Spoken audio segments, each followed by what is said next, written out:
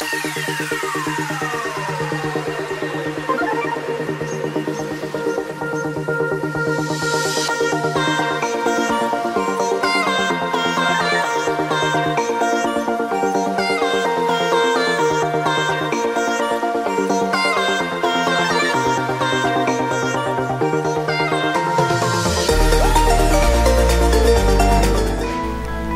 everyone! I'm Teacher Margie. Nagagamit mo ba ang Microsoft 365 account mo as DepEd? Sa video na ito, tuturuan ko kayo kung paano mag-sign in gamit ang Microsoft 365 ng DepEd.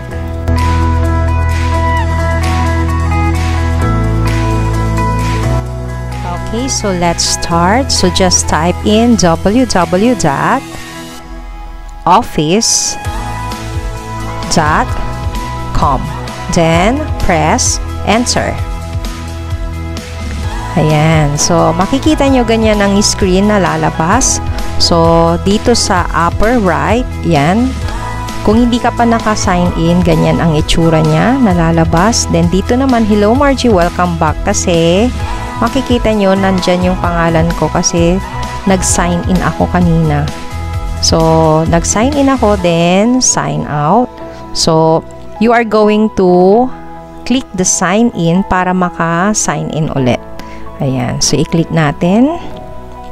Ayan. So, pipili ka lang dyan kung alin ang dapat na piliin mo, kung work or sa personal account. Siyempre, gagamitin mo yung DepEd account mo. So, you are going to choose work. Ayan. So, i-click natin yan. Then, kasi naka-sign in na ako kanina, so you are going to, don't forget to enter your DepEd email account. Ayan. Then, i-require ka ng password. Ayan. So, huwag kalimutan ang password para hindi ka mahirapang mag-sign in. So, be careful palagi kung naka-caps lock ba siya or small letter ba siya or may mga symbols. Ayan. So, be sure na tama yung ini-enter natin na password. Ayan.